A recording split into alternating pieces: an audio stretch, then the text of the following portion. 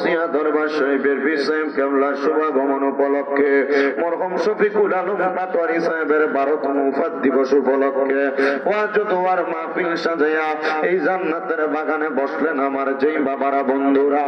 আপনারা কেউ একটা জবানও বন্ধ রাখবেন না, জবানটা ছেড়ে দিয়ে মুহাব্বতের আওয়াজে বলেন এই জবানের মালিক একজন, তিনার নাম কি? মুহাব্বতের আওয়াজে ডান হাত তুলে জোরে ডাক দেন আল্লাহ। এই আওয়াজ মানি না, দুইটা হাত উঠে পড়েন ইয়া রাসূলুল্লাহ, উচ্চ কণ্ঠে বলেন ইয়া ওলি আল্লাহ। এই আমার এই অলি পাড়া এলাকার ভাই বাবারা বন্ধুরা, জবানের মালিক যেহেতু আমার আল্লাহ, আল্লাহর দেওয়া জবান দিয়া আমার আল্লাহ পাক রব্বুল আলামিনের কালামে হাকিমের তেলাওয়াত করবেন। ফি শানে হাবিবিহি ওয়া মাহবুবিহি ওয়া মা'শুকিহি মুখবিরাও ওয়া আমিরা ইন্নাল্লাহা ওয়া মালাইকাতাহু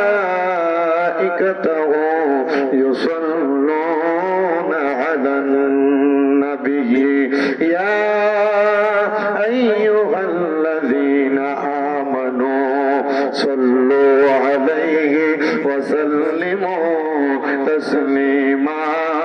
আল্লাহুম্মা সাল্লি মাওলানা ওয়া আলা আলিহি।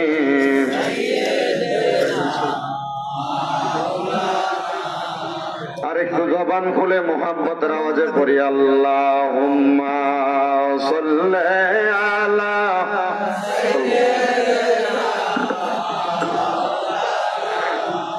মুহাম্মাদ ওয়া আলা আলি সাইয়্যিদিনা।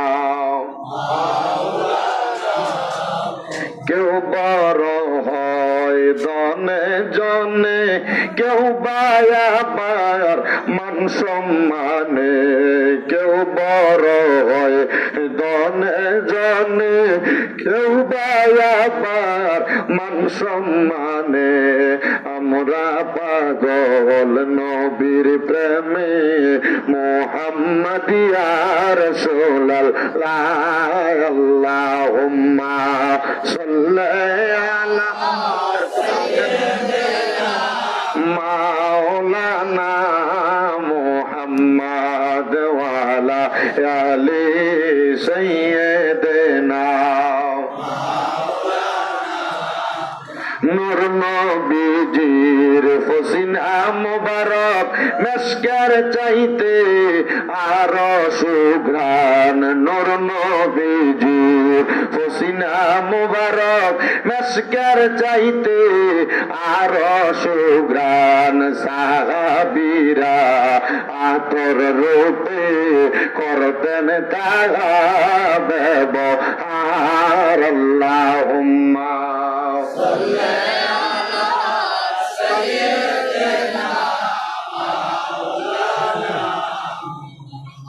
ওয়া আলা আলি সাইয়্যিদিনা। মুহাম্মদ যিকর লা ইলাহা ইল্লাল্লাহু লা ইলাহা লা ইলাহা ইল্লাল্লাহু লা ইলাহা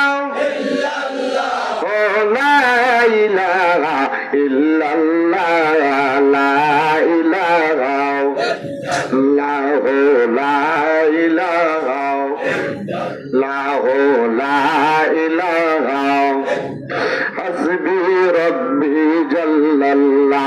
ফরন মাফি কলবি গায়রুল্লাহ। নূর মুহাম্মদ সাল্লাল্লাহু, নূর মুহাম্মদ সাল্লাল্লাহু, লা ইলাহা ইল্লাল্লাহ লা ইলাহা লাহু লা ইলাহা লা গায়রে। নামাজ রোজা সাইরো না, কেহ মা বাবার খেদমত সাইরো না। আমার নবীর দরুদ হইল না, আমার নবীর দরুদ হইল না, আমার নবীর নবীজি তোমায় ভুলবে না। লা ইলাহা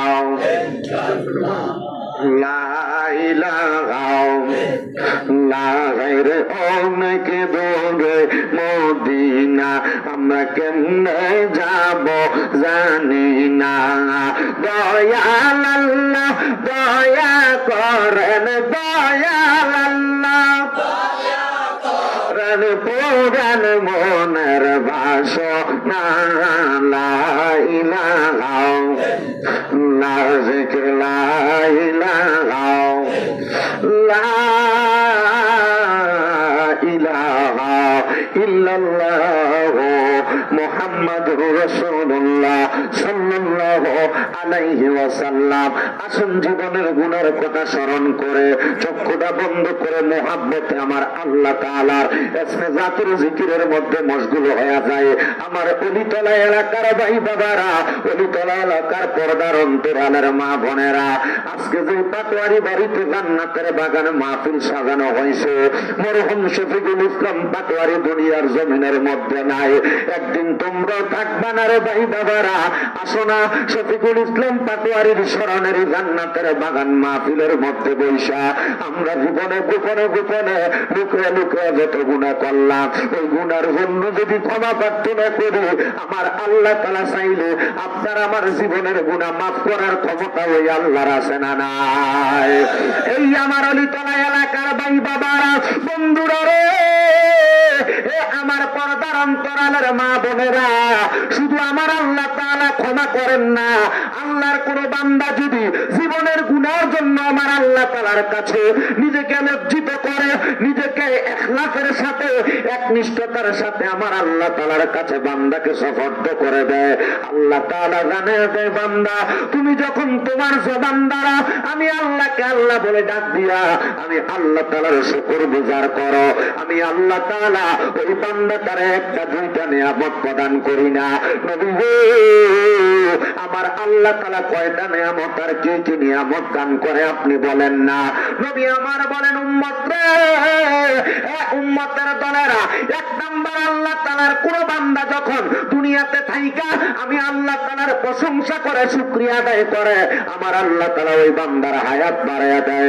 মুসলমান দুনিয়াতে বাঁচার জন্য আমরা কত চেষ্টা করি, মুসলমান বাঁচার জন্য কত বড় হসপিটালে ভর্তি হয়ে আইসিইউর মধ্যে ভর্তি হয়ে অক্সিজেন মাস্ক লাগাইলে কমপক্ষে 10,000 টাকা দৈনিক 24 ঘন্টার বিল দেওয়া লাগে। আমার আল্লাহ এত দয়ার আল্লাহ রে,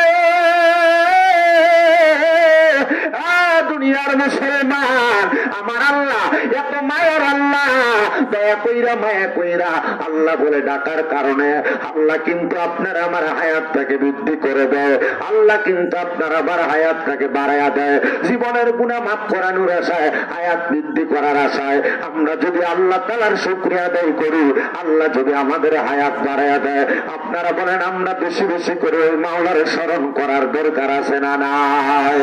শুধু আমার আল্লাহ হায়াত বাড়াইয়া দেয় না রে, আল্লাহর কোন বান্দা যদি অভাব অনটনের মধ্যে পইরা আমার আল্লাহর কাছে রিজিকের কামনা করে, আল্লাহ তাআলা ওই বান্দাটার উত্তম রিজিক প্রদান করে দেয়। শুধু উত্তম রিজিক প্রদান করে না, বান্দা যদি কঠিন কোন মুসিবতের মধ্যে পড়ে আমার আল্লাহর স্মরণ করে, আমার আল্লাহ তাআলা ওই বান্দাটার কঠিন মুসিবত থেকে উদ্ধার করে দেয়। 4 নাম্বার, ওই বান্দা যদি দুনিয়াতে কোন রোগের মধ্যে আক্রান্ত হইয়া আমার আল্লাহ তাআলাকে একনিষ্ঠতার সাথে ইখলাসের সাথে ডাকে, আমার আল্লাহ তাআলা ওই বান্দার কঠিন রোগ বিমারকে শিফা দান করে দেয়। 5 নাম্বার, ওই বান্দা আমার আল্লাহ তাআলারে আল্লাহ বলে ডাকার কারণে আমার আল্লাহ তাআলা ওই বান্দাটার ঈমানটাকে বৃদ্ধি করে দেয়। শুধু ঈমান বৃদ্ধি করে দেয় না, ওই বান্দারে ঈমানের সাথে মরণ দান করে দেয়। আর আল্লাহর কোন বান্দা যখন আমার আল্লাহকে আল্লাহ বলে ডাক দেয় রে মুসলমান, আমার আল্লাহ আল্লাহ তাআলার ওই বান্দার ইন্তেকালের পরে আমার আল্লাহ তাআলা বান্দার কবরটারে সুসজ্জিত সুন্দর করে দেয়, আলোকিত করে দেয়, মানে বান্দার কবরের মধ্যে নূরের আলোর ব্যবস্থা করে দেয়। শুধু এই জায়গার মধ্যে ক্ষান্ত না, আমার আল্লাহ তাআলার ওই বান্দাটা কবরে যখন যায় রহমতের 3 জন ফেরেশতা ওই বান্দার কবরে জান্নাতি বিছানার ব্যবস্থা করে দেয়। শুধু জান্নাতি বিছানার ব্যবস্থা করে দেয় না, ওই বান্দার কবরের মধ্যে যাওয়ার পর মুনকার নাকির বান্দার কবরের মধ্যে কোনো সওয়াল জবাব করে না। কারণ কি জানো? কারণ বান্দা আল্লাহ ওয়ালা হওয়ার কারণে, জবান দ্বারা মাওলার কোরআনের তেলাওয়াত করার কারণে, মাওলার স্মরণ করার কারণে ওই মাওলা বান্দাটারে কোনো সওয়াল জবাবের সম্মুখীন করে না। কারণ বান্দা ফেরেশতাদের সওয়াল জবাবের কারণে বান্দা ভীত সাদৃশ্য হয়ে যাবে। শুধু এই জায়গার মধ্যে ক্ষান্ত না, আমার আল্লাহ তাআলা বান্দা যখন কবরের মধ্যে যায়, ওই বান্দা কবরে যাওয়ার পরে, কবরের মধ্যে যাওয়ার পরে আসরের ময়দানে মানুষগুলা যখন আফসোস করবে, হাহাকার করবে, ওই সময় বান্দা আল্লাহ তাআলার পেয়ারা হাবিবের লাওয়ায়ে হামদের পতাকার নিচে জায়গা পেয়ে যাবে।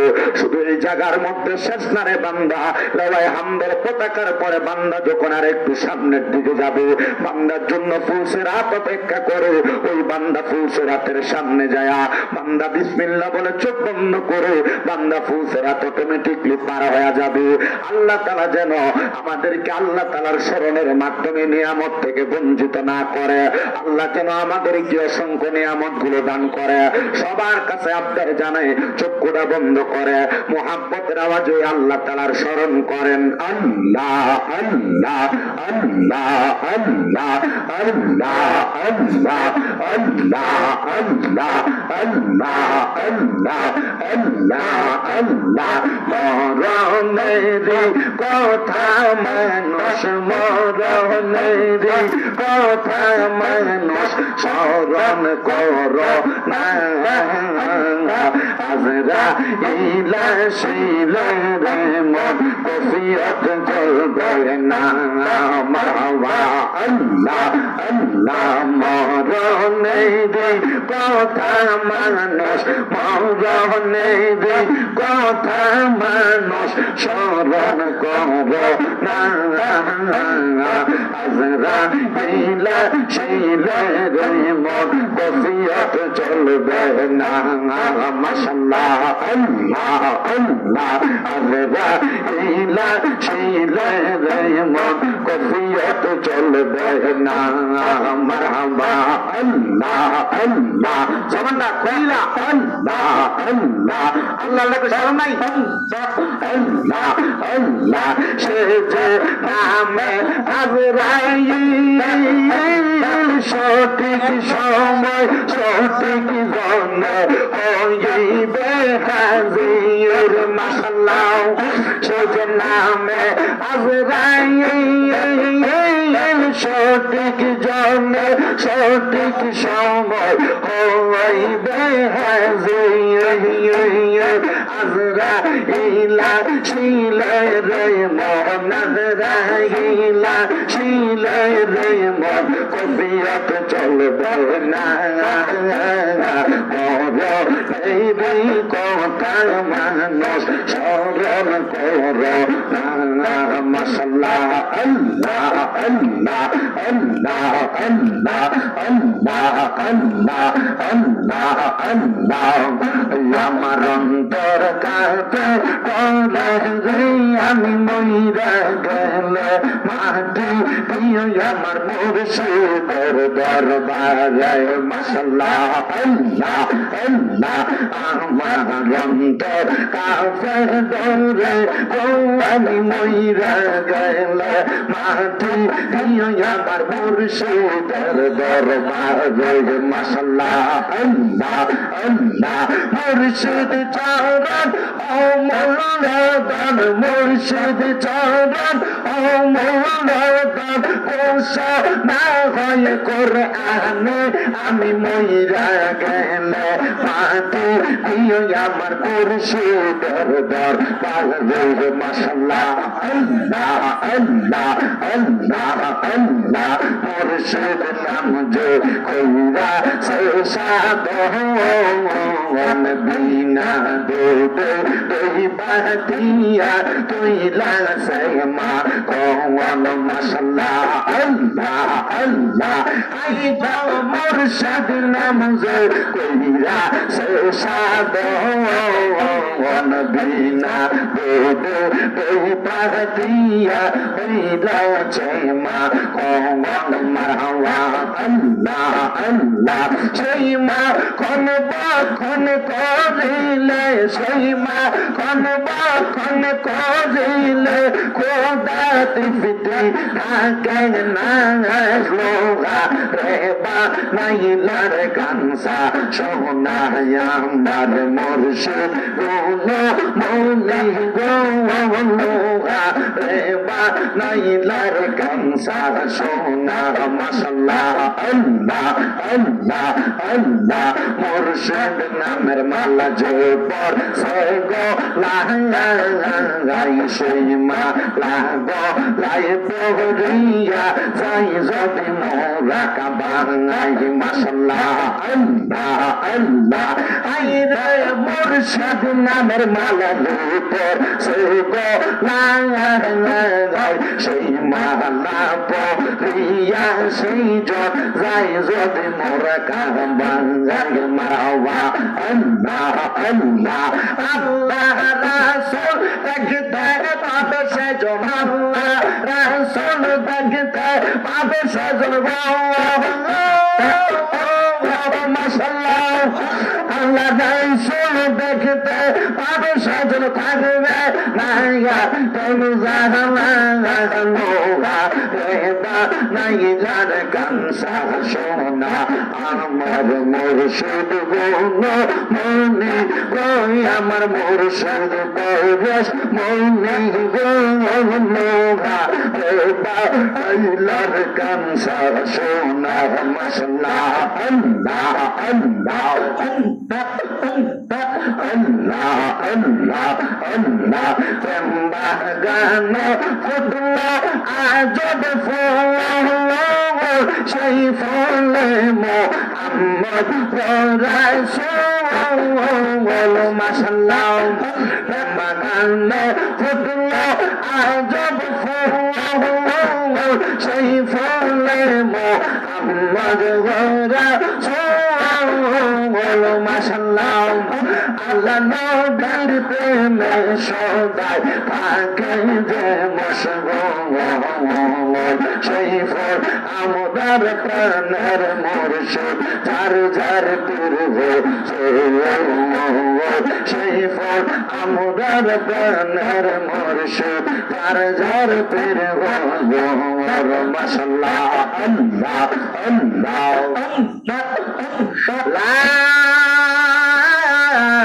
ইলাহা ইল্লাল্লাহ মুহাম্মাদুর রাসূলুল্লাহ সাল্লাল্লাহু আলাইহি ওয়াসাল্লাম জবান বন্ধ নাই মুহাব্বতের আওয়াজ উচ্চ কণ্ঠে জোরে পড়েন আলহামদুলিল্লাহ মুজ্জিদ সদরে মুহতারাম আজকে খুশবাস কাদিরিয়া গাউসিয়া দরগা শরীফের পীর সাহেব কেবলার শুভাগমন মরহুম শফিকুল আলম পাটোয়ারি সাহেবের 12তম ওফাত দিবস উপলক্ষে ওয়াজ ও দোয়ার মাহফিলের সম্মানিত সভাপতি জনাব কামরুল হাসান টুটুল মেম্বার সাহেব, সম্মানিত সহসভাপতি জনাব হাজী সাহেব আলী সাহেব অলি তলাব, প্রধান অতিথি জনাব শামীমুল ইসলাম সাহেব, বিশেষ অতিথি জনাব ফারুক আহমদ দিলাসপুর এবং মাহফিলের তকরির করেছেন তোফাজ্জল হোসেন আবিদি, হযরত মাওলানা হুসাইন রেজা এনামুল হক সাহেব, হুসাইন আহমেদ আশিকি সাহেব, গোলাম মোহাম্মদ ফয়জুল্লাহ কাদিরি সাহেব সহ অসংখ্য উলামায়ে কেরাম, তরুণ আলেমে দিন হুজুর কেবলার খলিফা বিন্দু বিশেষ করে দোয়া কামনা করেছেন পীরজাদা হাফেজ নেয়ামুল আরিফিন চিশতি, পীরজাদা মুখতারুল আরিফিন হাসতি সহ আজকের জান্নাতের বাগানের আয়োজক ইন্তেজামিয়া কমিটি, আমার সামনে বসে থাকা মাইকের আওয়াজ যত দূর পর্যন্ত যায়, দাড়ি পাকা মুরব্বী বাবা, যুবক নওজোয়ান ভাই, ছোট ছোট মাসুম বাচ্চা, পর্দার অন্তরালের মা বোনেরা, মহান আল্লাহ তাআলা আজকের জান্নাতের বাগানে আমাদের সবাইকে আসার বসার তৌফিক দান করেছেন। সেই মহান রবের শুকর গুজার করে মহব্বতের আওয়াজে সবাই এক বাক্যে উচ্চ কণ্ঠে পড়েন আলহামদুলিল্লাহ। আপনারা বলেন আল্লাহ তাআলা আমাদেরকে আজকের জান্নাতের বাগানে আসার বসার যে তৌফিকটা দান করেছেন, আমরা সবাই কি খুশি না বেজার? মহব্বতে কন্যা খুশি না বেজার? আমরা যেহেতু সবাই খুশি, আপনারা একটু আমারে আরেকটু খুশি করেন। যদি এটা করেন মনে করবো যে আমার মায়া করছেন, আমার প্রতি একটু আপনারা ইহসান করছেন। এই মায়াটা হইলো আপনারা তো কষ্ট করে বসছেন, এই কষ্ট করে বসার মধ্যে আমার কয়েকটা প্রশ্নের জবাব আপনারা দিবেন। এর মধ্যে 1 নাম্বার প্রশ্নের জবাব, আপনারা বলেন আমরা কি মাহফিলে দুনিয়ার কাউকে খুশি করার জন্য আসছি না মহান আল্লাহকে খুশি করার জন্য আসছি? আল্লাহকে খুশি করার জন্য যারা কাজ করে এরা হলো দুনিয়া এবং আখেরাত দুইটা রাস্তাকে সহজ করার জন্য কাজ করে। এই জন্য আমি আমার ভাই বাবা, মুরব্বী বাবা, পর্দার অন্তরালের মা বোনেরা সবার কাছে বলবো, আমরা দান করি একমাত্র আল্লাহর জন্য করব, নামাজ পড়ি একমাত্র আল্লাহর জন্য করব, রোজা রাখি একমাত্র আল্লাহর জন্য করব। বলে হুজুর কেন? কারণ ওই আল্লাহ পাক রব্বুল আলামিনের একটা নাম রহমান, একটা নাম রহিম। এই রহমান এবং রহিম নামগুলার খাতিরে আল্লাহ তাআলা বান্দারে মায়া করে, বান্দারে দয়া করে। জোরে কোন সুবহানাল্লাহ। তো কেমন ভাবে দয়া করে, কেমন ভাবে মায়া করে, আমি আপনাদের কাছে ছোট্ট একটা ঘটনা কই, কইয়ার পরে আমি আমার ওয়াজটা শুরু করি। এর মধ্যে 1 নাম্বার মায়া আল্লাহ করে, আল্লাহর যখন বান্দা যখন আল্লাহকে খুশি করে আল্লাহ তাআলা তখন বান্দারে মায়া করে।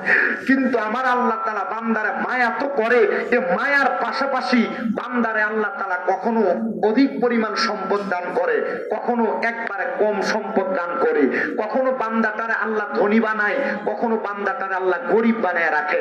এখন মনের ভিতরে প্রশ্ন, হুজুর আল্লাহ ধনীও বানায় গরিবও বানায় আবার মায়াও করে, বুঝতে পারলাম না। আল্লাহ তাআলার ঘোষণা, লা ইউকাল্লিফুল্লাহু নাফসান ইল্লা উসআহা। আল্লাহ জানায় বান্দা আমি কারোর সাধ্যের বাহিরে কোনো কিছু সাফাইয়া দেই না, আমার সাধ্যে যা আছে আমি তা পাবো। সাধ্যের বাহিরে কোনো কিছু পাওয়ার মতো অবস্থা আমার ক্ষমতায় নাই। সব ক্ষমতার মালিক একজন। জবান খুলে কন্যা তিনি কি? জোরে কন্যা তিনি কে? একটু মহাব্বতে সবাই আমার সাথে ওই আল্লাহর শুকরিয়া আদায় করে আরেকবার জোরে পড়েন আলহামদুলিল্লাহ। আমার আল্লাহ না চাইলে আপনি কি সম্পদের মালিক হইতে পারবেন? আমার আল্লাহ না চাইলে আপনি কি ধন দৌলতের মালিক হইতে পারবেন? আমার আল্লাহ না চাইলে আপনার কামাই কি রুজিতে কি বরকত হবে? আমার আল্লাহ না চাইলে আপনার কি রোগ মাফ হবে? আমার আল্লাহ না চাইলে কি আপনি দুনিয়ার কোন রং তামাশা থেকে মুক্তি হইয়া জান্নাতের রাস্তায় যাইতে পারবেন? না তো পারবেন না, তো এটাই মনে আছে। তাহলে আমরা দুনিয়ার জীবনটা কাটাই কেমনে? পর্দার অন্তরালের বহু মা বোনেরা আছে যাদের স্বামীর ইনকাম কম, এদের মাথায় বড় টেনশন, আমার কি লেগে জানি আমার স্বামীর ইনকামে বরকত হয় না, কেন জানি আমার পরিবারে কামাই রুজি হয় না। আমার মা বোনদেরকে এই কথাটা কে বুঝিয়ে দিবে যে আমার আল্লাহ তাআলা সন্তুষ্টি হয় নাই বিদায় এখনো পর্যন্ত আপনার বেশি দেয় নাই। আল্লাহ যখন মনে করবে আপনার বেশি দেওয়ার উপযুক্ত আপনি হইছেন, আল্লাহ আপনার তখনই বেশি দিবে।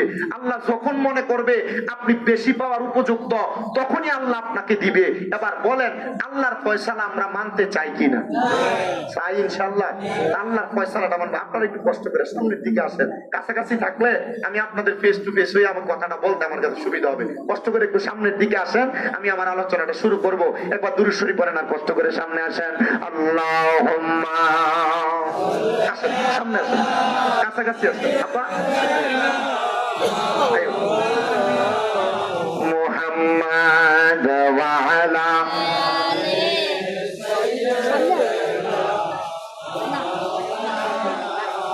আরেকটু জবান খুলে মুহাব্বতের আওয়াজে পড়েন আল্লাহুম্মা। আমার একটু মায়া করেন না, আসেন না কাছাকাছি বলেন, মুহাব্বত হয় দইব। মুহাম্মাদ ওয়া আলা আলি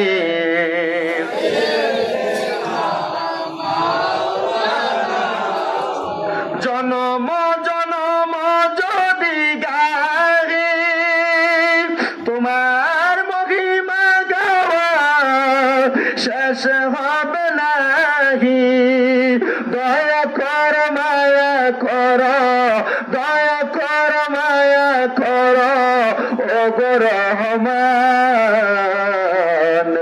তুমি রহমান তুমি মেহেরবান অন্ধ গাহে না শুধু তোমারি গুণগান ভুলেও ভুলে না তব শান তুমি রহমান তুমি মেহেরবান কখনো তোমাকে যদি বলি হেদায়াতের আলো দিয়ে নিয় কাছ তুলি দয়া কর মায়া কর দয়া কর মায়া কর ওগো রহমান তুমি রহমান তুমি মেহেরবান একটা জবানও বন্ধ রাখবেন না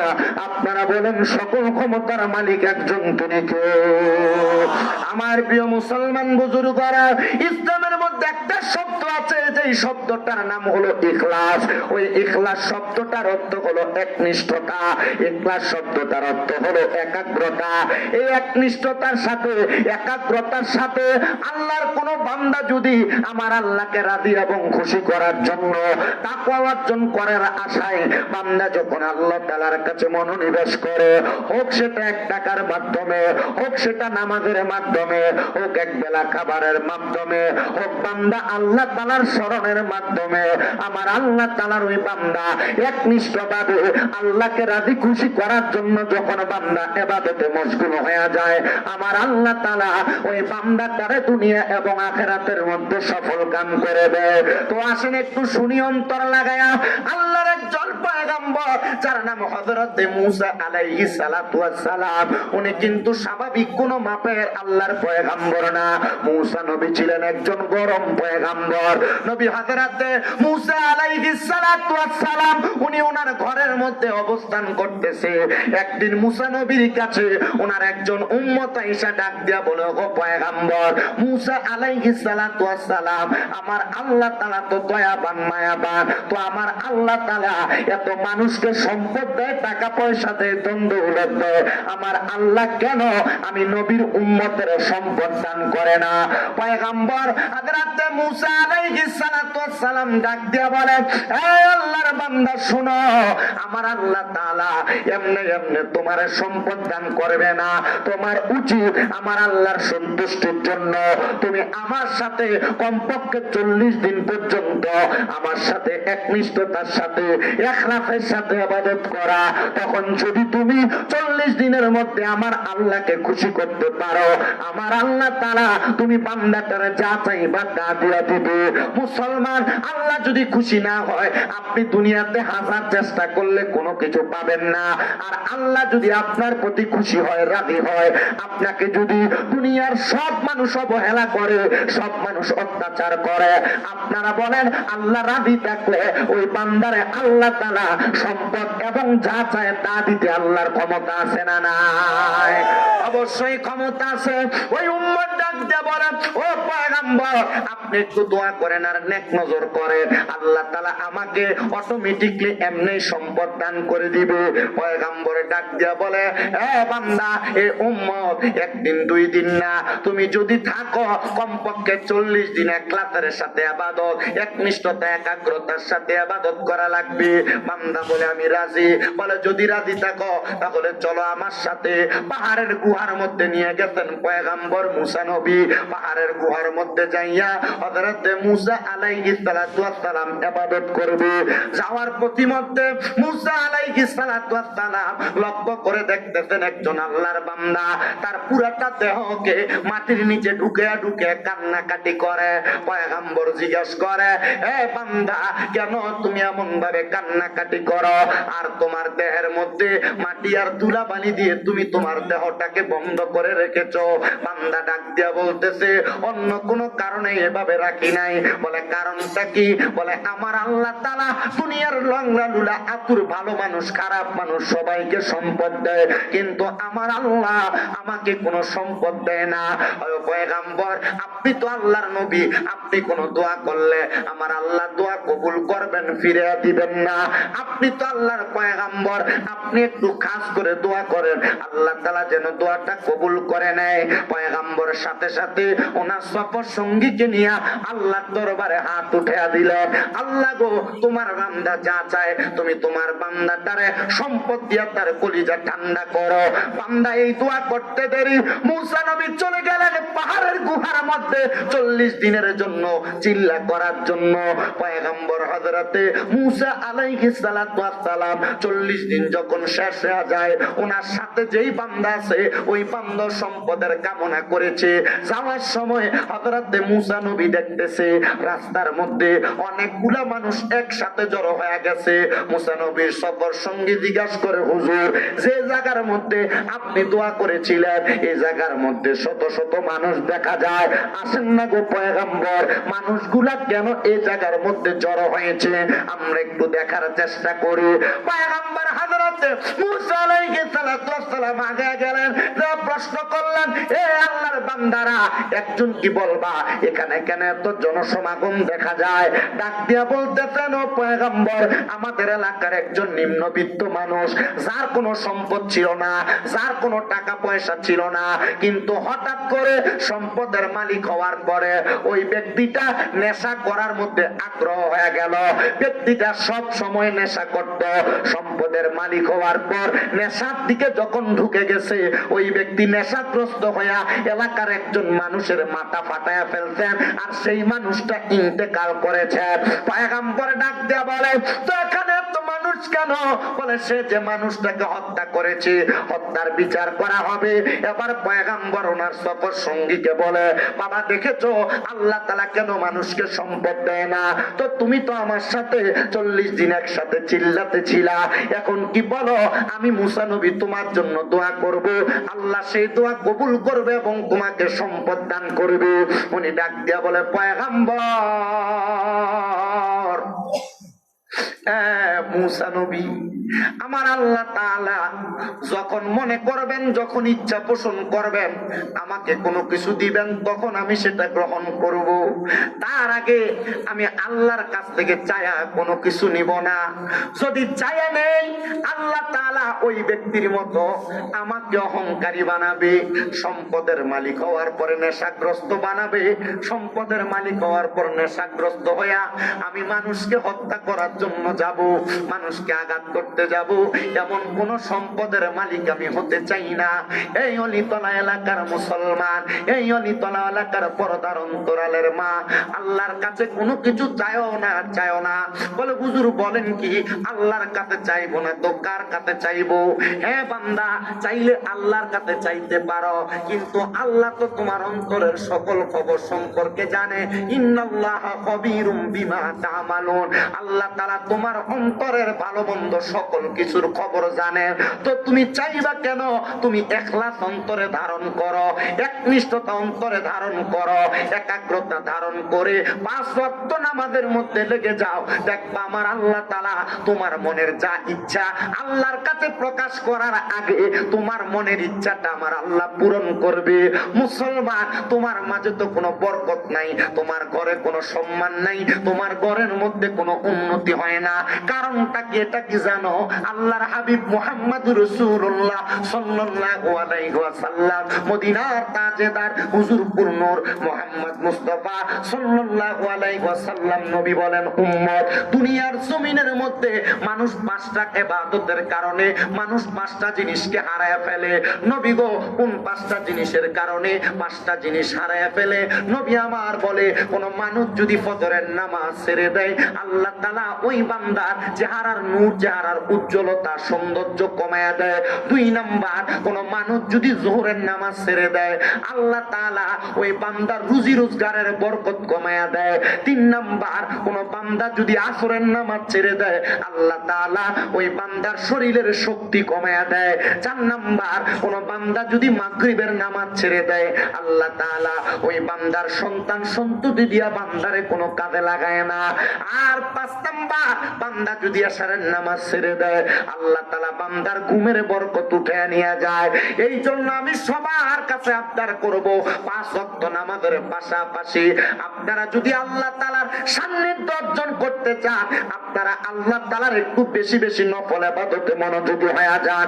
দেখবেন আমার আল্লাহ তাআলার কাছে নফল ইবাদতে মনোযোগী হওয়ার কারণে আল্লাহ তাআলা আপনি বান্দাটারে আল্লাহর বন্ধুতে রূপান্তর করে আনিবে।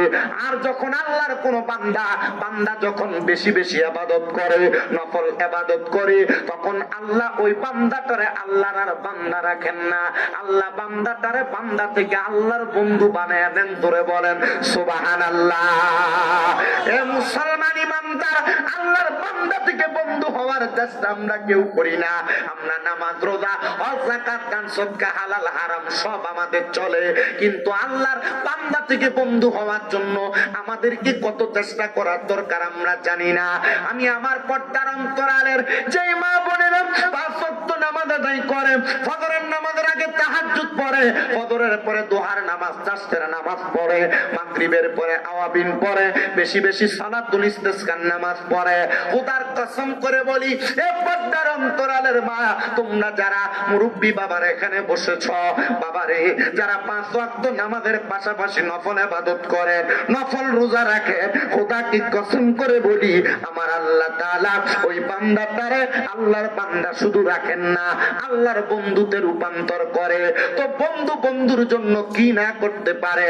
যখন আপনি ইবাদতে মনোযোগী হইয়া আল্লাহর বান্দা থেকে বন্ধু হয়ে যাবে, আল্লাহ তাআলা আপনি যা চাইবেন তাই কবুল করবে। আপনার জবান আর আপনার থাকবে না, এটা আল্লাহর কুদরতের জবান হয়ে যাবে। আপনার কান আর আপনার কান থাকবে না, এটা আমার আল্লাহর কুদরতি কান হয়ে যাবে। আপনার হাত বা চোখ আপনার থাকবে না, এটা আমার আল্লাহর কুদরতি হাত বা চোখ হয়ে যাবে। বলে হুজুর বলেন কি? বলে হ্যাঁ, বান্দা তোমাকে নফল ইবাদত করে আল্লাহ তাআলার সান্নিধ্য অর্জন করা লাগবে। সান্নিধ্য অর্জন করার জন্য আমি আপনাদেরকে আরো কয়েকটা কারগুজারি শোনায়া দিব। তবে আমি আজকে আপনাদেরকে এই পাটোয়ারি বাড়িতে মরহুম শফিকুল আলম পাটোয়ারির স্মরণে এত সুন্দর ওয়াজ মাহফিল, ফাতিহার মাহফিল, ইসালে সাহাবের মাহফিল কেন হয়, এটার ছোট্ট একটা ফজিলতের কথা বলে দেই। এই এলাকার মানুষ যারা বসেছেন, আপনাদের তো অনেকের মা কবরে, আপনাদের অনেকের বাবা কবরে, মা বাপ কবরে আছে। আপনি তাদেরকে কবরে টাকা পয়সা দিতে পারেন না, সম্পদ দিতে পারেন না, ভালো কোনো খাবার দিতে পারেন না। পারবেন কেমনে? কবরবাসী কবরে যাওয়ার পর এক জগৎ থেকে আরেক জগতে পদার্পণ করেছে। প্রিয় মুসলমানেরা, কিন্তু আপনি চাইলে আপনার মা, আপনার বাবার কবরের মধ্যে আপনি কিছু ইসালে সওয়াব রেসানি পাঠাতে পারেন। হুজুর কেমন করে পাঠায় একবার বলেন না।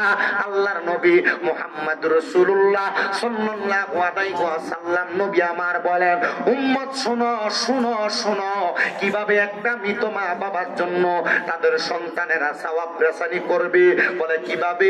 বলে যখন কোন সন্তান তাদের মা বাবার জন্য সওয়াব রেসানি করার চেষ্টা করে, তখন আমার আল্লাহ তাআলা ওই সন্তানের মা, ওই সন্তানের বাবা, ওই সন্তানের দাদা, ওই সন্তানের দাদি, আহলে আওলাদ, বংশের মানুষ যারা কবরে, ওই কবরবাসীদের রূহগুলাকে আমার আল্লাহ উন্মুক্ত করে দেয়, ছেড়ে দেয়। ওই রূহগুলা তখন এলাকাতে আগমন করে, আয়েশা দেখে কোন সন্তান তার মার জন্য দোয়া করে, কোন দাদা তার দাদির জন্য, কোন নাতি তার দাদা দাদির জন্য দোয়া করে, কোন নাতি তার নানা নানির জন্য দোয়া করে, আহলে আওলাদের জন্য দোয়া করে। দোয়া করার পরে ওই কবরবাসী যখন কবরে ফিরে চলে যায়, যা দেখতে পায় আমার আল্লাহ তাআলা ওই বান্দার কবরটারে নাজাত দিয়া দিছে। প্রশ্ন করে, রব্বে কারীম আল্লাহ, কবরটারে কেন আপনি নাজাত দিলেন এভাবে? আল্লাহ তাআলার ফেরেশতারা জবাব দেয়, কারণ হলো একটা। বলে কোন কারণ? বলে তুমি দুনিয়ার জমিনের মধ্যে এমন কিছু ওয়ারিসদার রেখে এসেছো, সেই ওয়ারিসদাররা তোমার জন্য এসালে সওয়াব করে দোয়া পাঠাইছে। আল্লাহ, আমি এখান থেকে তাদের জন্য ওয়া মাগফিরাতুল লাহুমা কামনা করি, আল্লাহ আপনি তাদেরকে মাফ করে দেন। আল্লাহ তাআলার সাথে সাথে আপনি কবরবাসীর জন্য দোয়া করেছেন, যেহেতু কবরবাসীকে আল্লাহ মাফ করে দেয়, তখন ওই ব্যক্তি আপনার জন্য দোয়া কামনা করে, আল্লাহ তখন আপনাকেও মাফ করে দেয়। শুধু তাই না মুসলমানেরা, শুনেন অন্তরের কানটা লাগায়া, আমার আল্লাহ পাকের পেয়ারা হাবিব বলে, আর যখন কোন মানুষ দুনিয়ার জমিনে আইসা দেখে তাদের মা, তাদের বাবা, তাদের সন্তান, তাদের হালে আওলাদ, তাদের নাতি নাতকুরেরা তাদের জন্য দোয়া করে না, এরা ফিরে যায় কবরের মধ্যে দেখতে পায় এদের কবরের মধ্যে কঠিন আযাবের শিকার। আল্লাহ গো, এত কঠিন আযাব আমরা সহ্য করতে পারবো না। পাশের কবরের মানুষের আযাব মাফ, কিন্তু আমার কবরের আযাব কেন মাফ করা হয় না? আমার আল্লাহ জানে দেয়, ফেরেশতারা জবাব দেয়, তুমি এমন কোন আওলাদ দুনিয়াতে রেখে আসো নাই যে আওলাদ তোমাদের জন্য দোয়া কামনা করবে, তোমাদের জন্য মাগফিরাত কামনা করবে। এবার আপনারা বলেন, যদি একজন আওলাদ, একজন সন্তান, একজন নাতি নাতকুর বংশের মানুষের জন্য দোয়া করলে আল্লাহ বান্দার দোয়াগুলা মাফ করতে, দোয়াগুলা কবুল করে বান্দারে মাফ করতে পারে, আমরা এমন একজন আওলাদ যারা আমাদের জন্য দোয়া করবে আমরা দুনিয়াতে রাইখা যাইতে চাই কি চাই না? আল্লাহ কবুল করেন, ধরে বলেন আমিন। আল্লাহুম্মা সাল্লি আলা সাইয়্যিদিনা মুহাম্মাদ নাবিয়ানা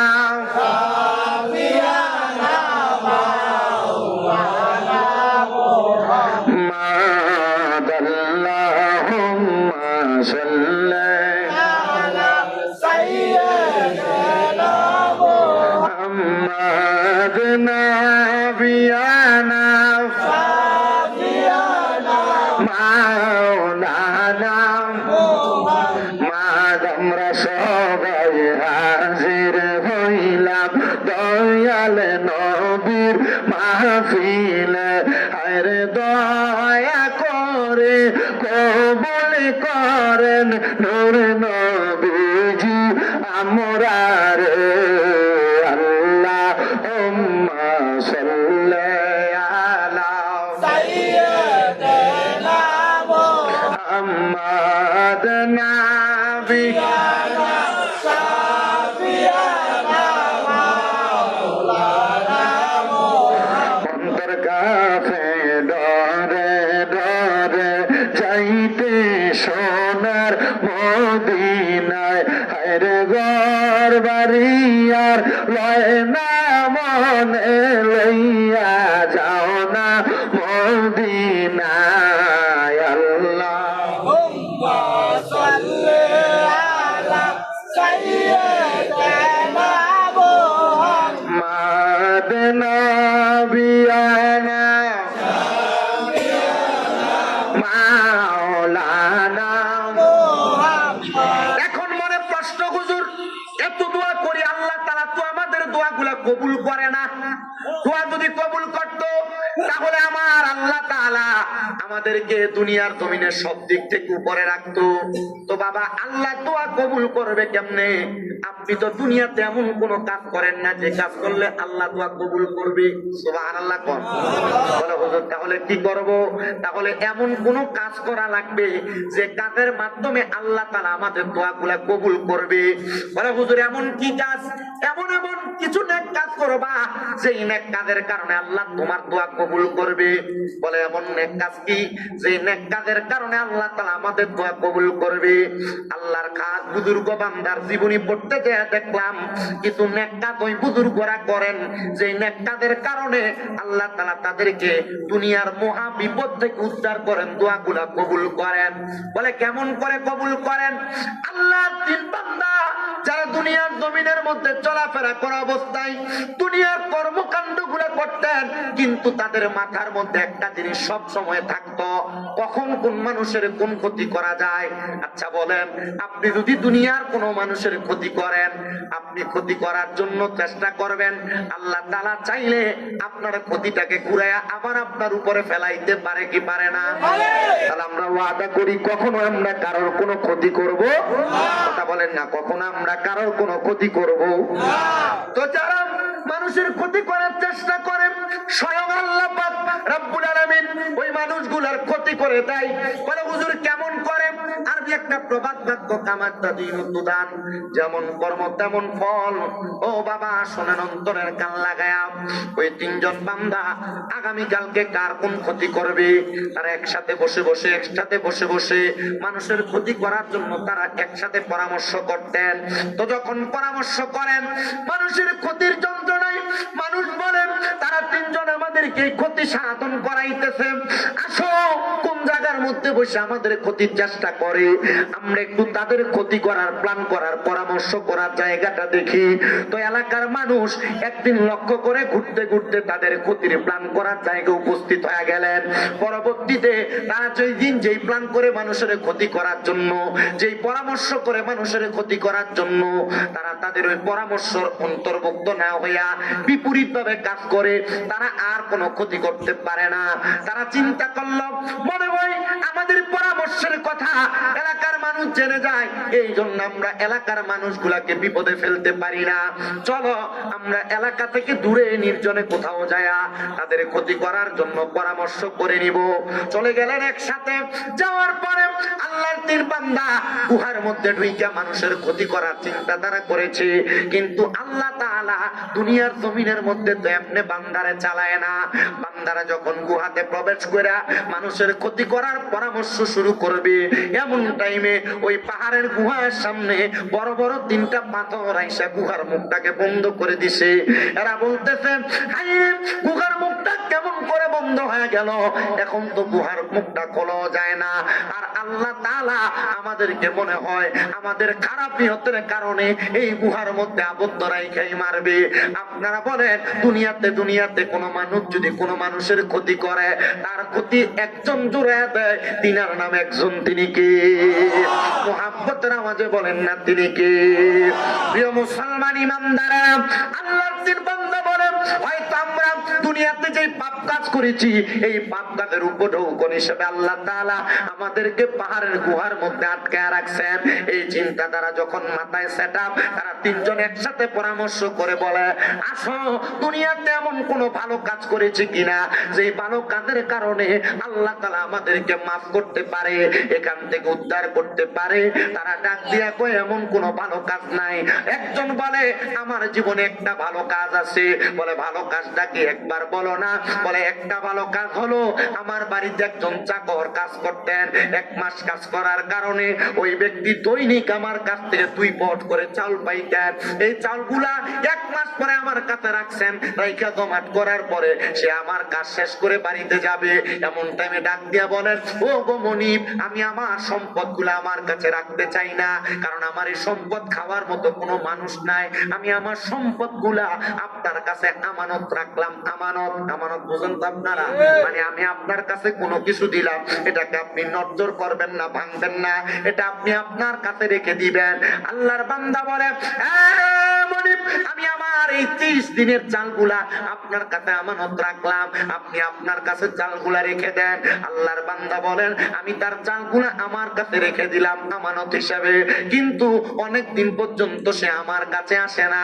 যখন আমার কাছে আসে না, আমি আমার কাছে চালগুলা দেখলাম যখন পোকায় আকৃষ্ট হইতেছে, আমি চালগুলাকে বাজারে বিক্রি করে একটা ছাগল ক্রয় করলাম। ছাগলটা পালতে পালতে অনেকগুলা, আমি একটা গরু ক্রয় করলাম, ক্রয় করে অনেকগুলা হয়ে গেল, খামার হইলো, পালন করার জন্য রাখাল হইলো।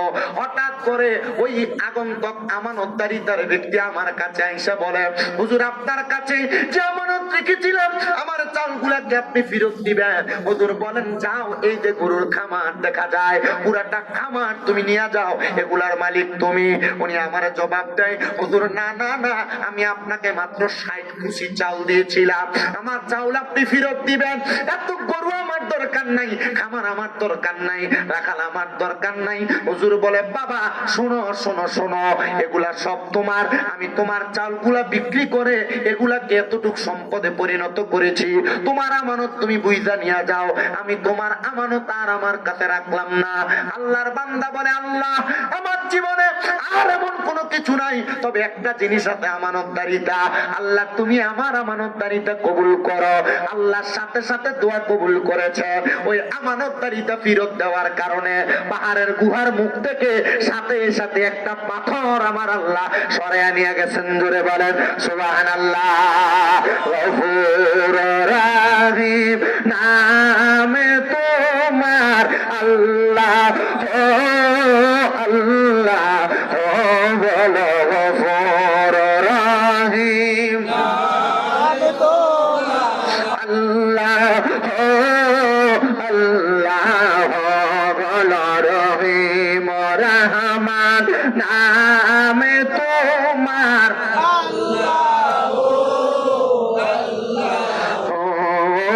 আল্লাহ তুমি পাহাড় ভাঙা সাগর করো, আবার সাগর বইরা নগর করো।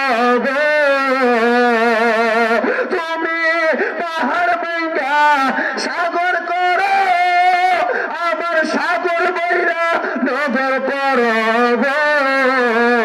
তাই তো তুমি সবার বড়, তাই তো তুমি সবার বড়।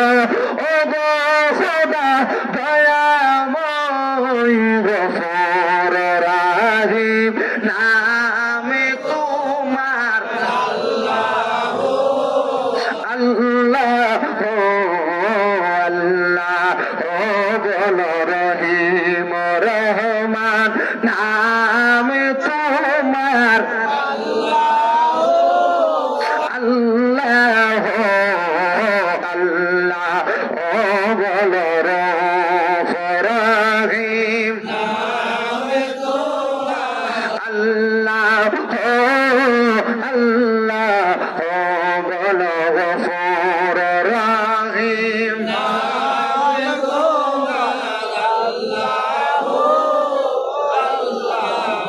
আরেক ব্যক্তি বলে আমারও দোয়া কবুল হয় না, তা আমরা মুক্তি পাবো কিভাবে? তিনি বলেন আমার জীবনে একটা ভালো কাজ আছে। বলে কি ভালো কাজ তুমি একবার বলো।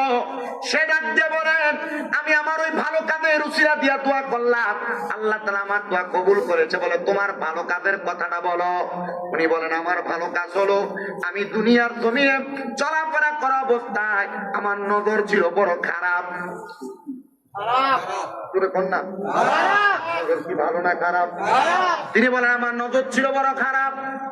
আমার বাড়িতে আমার একজন চাচাতো বোন ছিল, যার চেহারা ছিল বড় সুন্দর, বড় মায়াবী। আমি তার চোখের দিকে যখন তাকাইতাম, তার মুখের দিকে যখন তাকাইতাম, আমার মনে মনে চিন্তা আসতো, হায় রে আমার ঘরে আমার একজন সুন্দরী চাচাতো বোন, যদি আমি তাকে বিবাহ করতে পারতাম অথবা তার দেহটাকে আমি ভোগ করতে পারতাম। নাউজুবিল্লাহ। আচ্ছা বলেন বিবাহ ছাড়া একটা নারীর দেহ ভোগ করা এটা হারাম।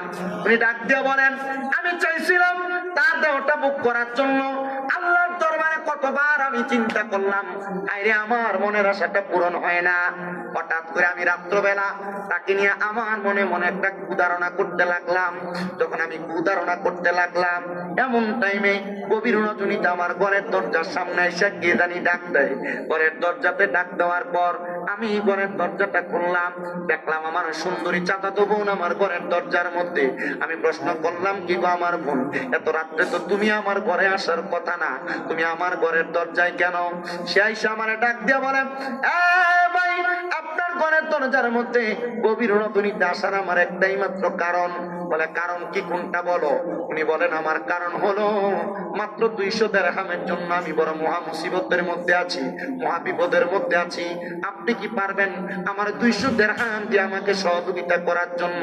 আল্লাহর বান্দা ডাক দিয়া বলে আমি যদি তোমার 200 দিরহাম দেই তাহলে আমার লাভটা কি হবে? বলে আপনি যা চান আপনি আপনার লাভ হিসেবে তা নিতে পারবেন। সে ডাক দিয়া বলে আমি তোমাকে কি একটা শর্তের মাধ্যমে তোমাকে আমি 200 দিরহাম দিতে পারি? বলে হ্যাঁ ভাই, আপনি বলেন কোন দুইটা শর্তের কারণে? একটা শর্তের কারণে আপনি আমার 200 দিরহাম দিবেন। সে ডাক দিয়া বলে, বোন, আমি তোমার দেহটার জন্য বড় পাগল। তুমি যদি মাত্র একটা বারের জন্য আমার বিছানাতে আসতে পারো, আমি তোমাকে 200 দিরহাম দিয়ে সহযোগিতা করব। ডাক দিয়া বলে, ভাই, এখন আমি এমন মুসিবতের মধ্যে, এমন বিপদের মধ্যে পড়ে গেছি, আমি যদি আপনার শর্তে রাজি না হই, আপনি তো আমাকে 200 দিরহাম দিবেন না। দেন আপনি 200 দিরহাম। আমি আপনার শর্তে রাজি হয়ে গেলাম। এবার 200 দিরহাম নিয়ে সে তার কাজ সম্পূর্ণ করে চাচাতো ভাইয়ের বিছানার মধ্যে আসার জন্য রাজি হয়ে গেল। ওই যুবক ডাক দিয়ে বলেন, যখন আমার চাচাতো বোন আমার সামনে আসলো, আমি তারে ধাক্কা দিয়ে আমার বিছানার মধ্যে ফেলে দিলাম। আমি যখন তার দেহ স্পর্শ করতে যাব, তার চরিত্র হরণ করতে যাব, তার দেহটাকে আমি বুক করতে যাব, চিন্তা করে দেখেন আল্লাহর বান্দা কোন কঠিন অবস্থা থেকে ফিরে এসেছে। এমন কঠিন অবস্থা থেকে ফিরে আসা বর্তমান সমাজে কিন্তু একবারে সম্ভব না। বর্তমান যুব সমাজ, বর্তমান মুরব্বী সমাজ, কিশোর সমাজ এই দিক থেকে ফিরে আসবে তো দূরের কথা, এরা আরো কঠিন ভাবে আক্রান্ত হয়ে যাবে। আক্রান্ত হওয়া না, আল্লাহর বান্দা বলেন, যখন আমি তার দেহটার মধ্যে স্পর্শ করতে যাব, তার চরিত্র হরণ করতে যাব, তার জামা কাপড় গুলা তার শরীর থেকে সরাই আমি তার দেহ ভোগ করতে যাব, এমন টাইমে আমি তাকায়া দেখলাম আমার চাচাতো বোনের চোখের মনি কোঠাগুলা দিয়া বায়া বায়া পানি পড়তেছে। আমি জিজ্ঞাসা করলাম, ভন্ডে আমার, এবং তোমার চোখের মধ্যে কেন এত পানি দেখা যায়? পানি হওয়ার কারণটা কি একবার বলবা নাকি? সে আমারে ডাক দিয়ে কয়, ভাই, আমি দুনিয়ার কোনো কারণে কান্দি না। আমি কান্দি, আমি যে আপনার সাথে এভাবে অবৈধভাবে মেলামেশা করতেছি। আপনি কি আমার আল্লাহর একটু ভয় করবেন না? আপনি কি আমার আল্লাহর ভয় করে আমাকে আজকে ছেড়ে দিবেন না? আপনি কি আমার আল্লাহর ভয় করে আমাকে এখান থেকে মুক্তি দিবেন না? এমন পাপ কাজ করা থেকে আপনি আমারে দূরে রাখবেন না? ওই যুবক ডাক দিয়ে বলে, আমার চাচাতো বোনের চোখের পানি দেখা সকল সে আমারে বলল, আল্লাহরে ভয় করে তারে আমি ছেড়ে দেওয়ার জন্য আমি সাথে সাথে তাকে ছেড়ে দিয়েছি। আমি তার সঙ্গে অবৈধভাবে মেলামেশা করি নাই। আল্লাহ, আমার জীবনে যদি কোনো ভালো কাজ থেকে থাকে, তো এটাই আমার ভালো কাজ। আমি তোমার ভয় কইরা গুনার কাছ থেকে ফিরে আসছিলাম। আল্লাহ গো, তুমি আমারে মাফ করে দাও। আমার আল্লাহ এমন ভাবে দোয়াটা কবুল করেছে, এমন ভাবে দোয়া কবুল করেছে, গুহার মুখের বাকি দুইটা পাথর তাইকা আল্লাহ এই দোয়া কবুল কইরা গুহার মুখের আরো একটা পাথর আমার আল্লাহ সরাইয়া দিছে। জোরে বলেন সুবহানাল্লাহ। আমার প্রিয় মুসলমানেরা, আরেকটু মনোযোগ লাগান তো, পাথর তার একটা বাকি, যেটার কারণে তারা গুহার মুখ থেকে বের হতে পারতেছে না। আরেকজন বলে, আমার দোয়া কবুল হয় না, তো আমি কি করব? আমি আবার আল্লাহর দরবারে আমার একটা দোয়া করলাম, যে দোয়ার কারণে আল্লাহ আমাদেরকে পাথরের গুহা থেকে বাঁচায় আনছে। এ বান্দা, তুমি কোন দোয়ার কারণে আল্লাহর দরবার থেকে মুক্তি পাইলা আর গুহা থেকে মুক্তি পাইলা? উনি ডাক দিয়া বলে, আমি দোয়া করতে লাগলাম, রব্বে কারীম আল্লাহ, আমার জীবনে এমন কোনো ভালো কাজ নাই, এমন কোনো ভালো আমল নাই, তবে একটা ভালো আমল আছে, একটা নেক আমল আছে। বলে, নেক আমলটা কি? বলে, আমি আমার জীবনে সবচাইতে বেশি গুরুত্ব আমার মাকে দিয়েছি। বলে, কেমন করে তোমার মাকে গুরুত্ব দিলা? বলে, আমার পরিবারের মধ্যে খাবারের যোগান দেওয়ার মতো একটাই মাত্র উটনি ছিল, একটাই মাত্র গাভী ছিল, কারো কারো বর্ণনায় একটাই মাত্র ছাগল অথবা বকরি ছিল, যেটার দুগ্ধ দহন করে আমি আমার মারে আগে খাওয়াইতাম। আমার মারে খাওয়ানোর পরে আমি আমার স্ত্রী সন্তানকে খাওয়াইতাম, এরপর আমি নিজে ভক্ষণ করতাম। আল্লাহর বান্দা ডাক দিয়া বলে, আমি হঠাৎ করে একদিন বাড়িতে আসতে আমার অনেক দেরি হয়ে যায়। আমি আমার ঘরের মধ্যে যায়া আমার বকরিটার অথবা আমার উটনিটারে দুগ্ধ দহন করে ঘরে প্রবেশ করার সাথে সাথে দেখি আমার আম্মা জান ঘুমায় গেছি। ঘুমানোর পরে আল্লাহর বান্দা বলেন, আমি দুধগুলা নিয়ে আমার আম্মা জানের সামনে দাঁড়ানো। আমার ছোট বাচ্চা কান্না করতে করতে খুব বেকার হয়ে গেছে। আমি আমার ছোট বাচ্চাকে দুধগুলা দিই না। কেন? কারণ আমার ভিতরে একটা জিনিস কাজ করতো, এই দুধ আগে আমার মা খাবে, এরপর আমার বাচ্চা খাবে, তারপর আমি আর আমার বিবি খাবো। কিন্তু আমার মা তো খাইতে পারে না, উনি ঘুমিয়ে গেছে। এই জন্য দুধ নিয়ে আমি আমার মায়ের বিছানার পাশে দাঁড়াইছি। আল্লাহু আকবার বলবেন। এটা মায়ের প্রতি ভক্তি, মায়ের প্রতি শ্রদ্ধা, মায়ের প্রতি ভালোবাসা। একনিষ্ঠতা, একাগ্রতা, মাকে যে সে মোহাব্বত করে সেটার একটা ধারাবাহিক।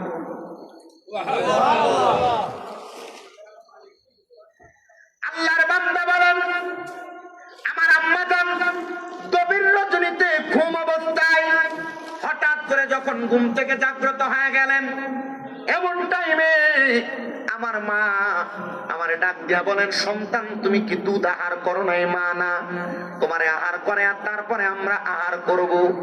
আমার মারে দুধ পান করায় আমি আমার ছোট বাচ্চাটারে দুধ পান করে তারপর আমরা আমরা স্বামী স্ত্রী দুইজন দুধ পান করেছি।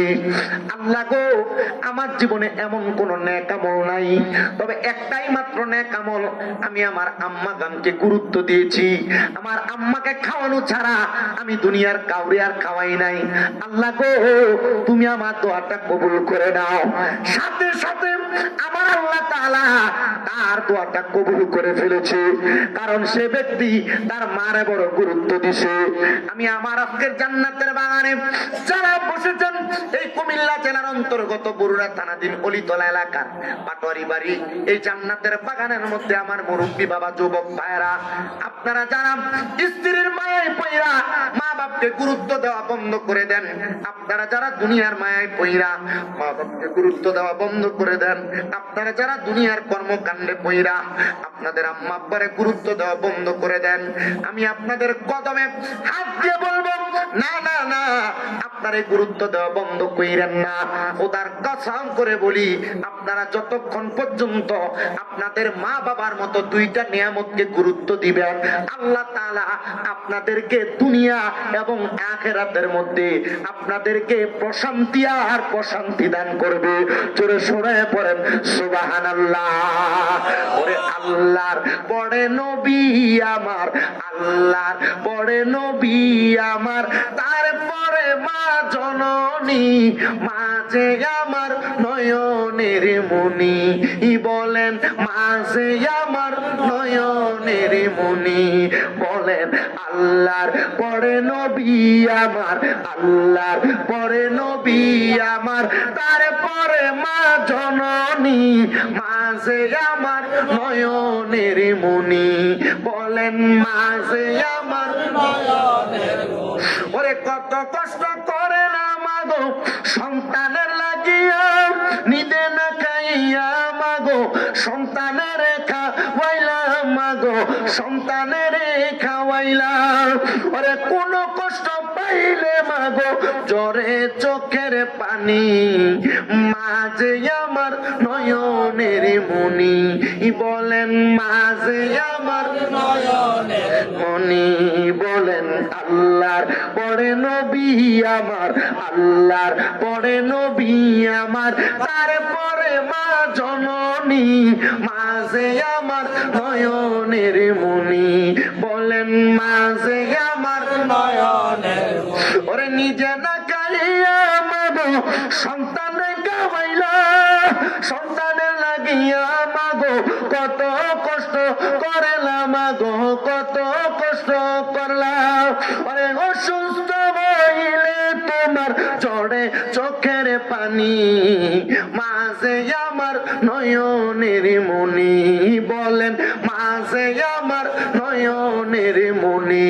হায় হায় আল্লাহর পড়ে নবী আমার, আল্লাহর পড়ে নবী আমার, তারপরে মা জননী, মাঝে আমার নয়নের মনি, হায়রে মাঝে আমার নয়নের মনি।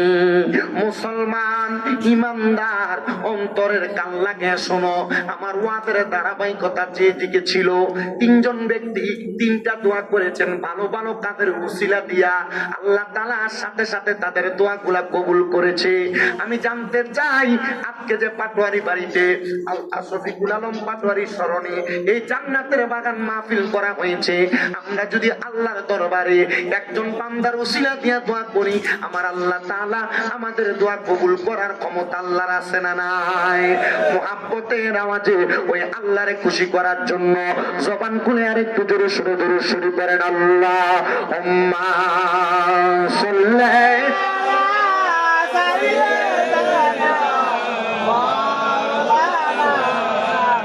محمد وعلى آل سيدنا محمد اللهم صل محبت দিয়ে পড়ুন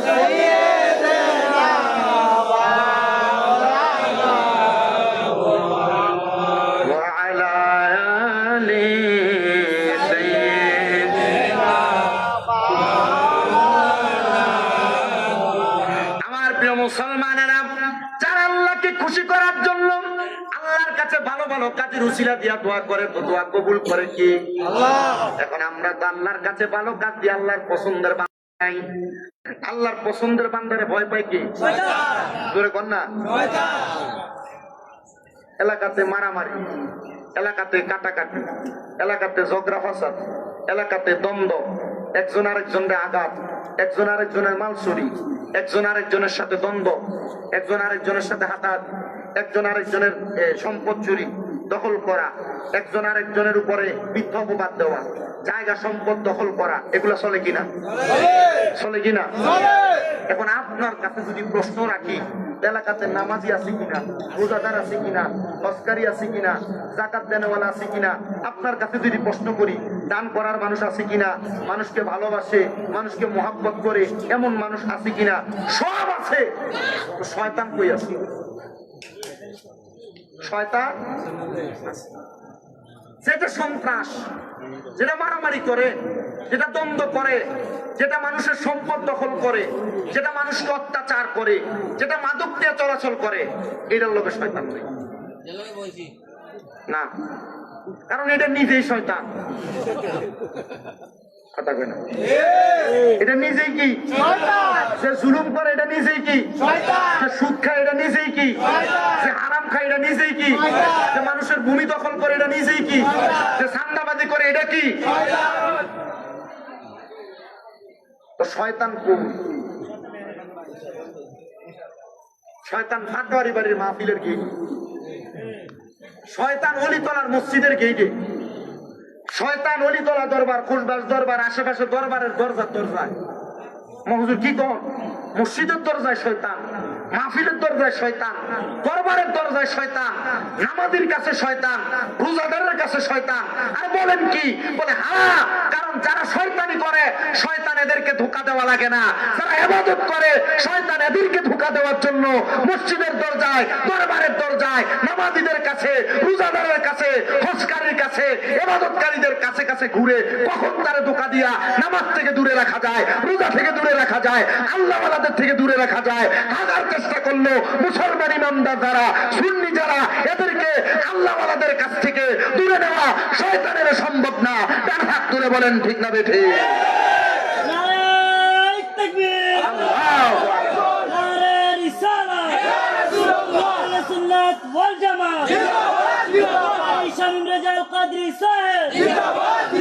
এতদিন পর্যন্ত সুন্নিদের মাজার গুলা ভাঙ্গা মনে করছে যে আমরা মাজারে যাওয়া বন্ধ করবো, আমরা ডরে যাইতাম না। কথা কয় না? এতদিন পর্যন্ত সুন্নিদের মাজার গুলারে ভাঙ্গা এরা মনে করছে যে সুন্নিরা একটা মাজার ভাঙলে এরপরে আর মাজারের কাছেও যাইতো না। কিন্তু না, এরা ইমান আরো তাজা করছে, মাজারের দিকে যায়, আল্লাহর ওলিকে তাজিম করে, আল্লাহর ওলিকে সম্মান করে। তবে সুন্নিদের আকীদা এটা নয় মাজারের কাছে চায়, সুন্নিদের আকীদা এটা নয় যে মাজারওয়ালাকে সেজদা দেয়, সুন্নিদের আকীদা আল্লাহকে সেজদা দেয়, মাজারওয়ালাকে ওসিলা করে দোয়া করে। কিন্তু যারা এগুলা ভাঙছে এরা এদের তকদির নিয়ে, এদের চিন্তা তারা নিয়ে ভাঙছে। তবে আমরা একটা কথা বলতে চাই, ভাঙছে ঠিক, আল্লাহ ধরা শক্ত ধরা, আল্লাহ যখন ধরবে পাও ফসবে, হাত ফসবে, এরা এদের মতো কাজ করে বেড়াইছে।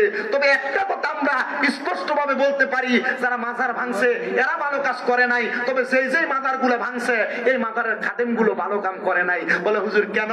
কারণ এরা মাজারের টেহা খাইছে আর পেটটারে বড় বানাইছে, এরা মাজারের গরু ছাগল খাইছে আর নিজের বাড়ি বিল্ডিং বানাইছে, এরা মাজারের টেহা খাইছে, মাজারের গরু ছাগল ভক্ত মুরিদানের টেহা খাইছে আর আর মাজারের আশেপাশে কোনো মাদ্রাসা করে নাই, নিজের পকেট বাড়ি করছে, নিজের চেয়ে ঘুরছে। খোদার কসম, মাজার গুলার সাথে যদি এক একটা করে মাদ্রাসা থাকতো, আর মাদ্রাসায় 300-400 পোলাপান থাকতো, যে ফকিন্নির হুতাইতে মাজার বানতে ছিল, এরা যদি লাড়ি লিয়ে ধরে নিত পোলাপান গুলা, তোয়াই হওয়া যায় লইলে। তবে আমরার দেবিদ্দার এমপি হাফতাদ আব্দুল্লাহ একটা আশা দিছে যে মাজারের উপর কেউ আক্রমণ করবে আর ভাঙবে, উনি এটা দেখা নিবে আর বিচার করবে।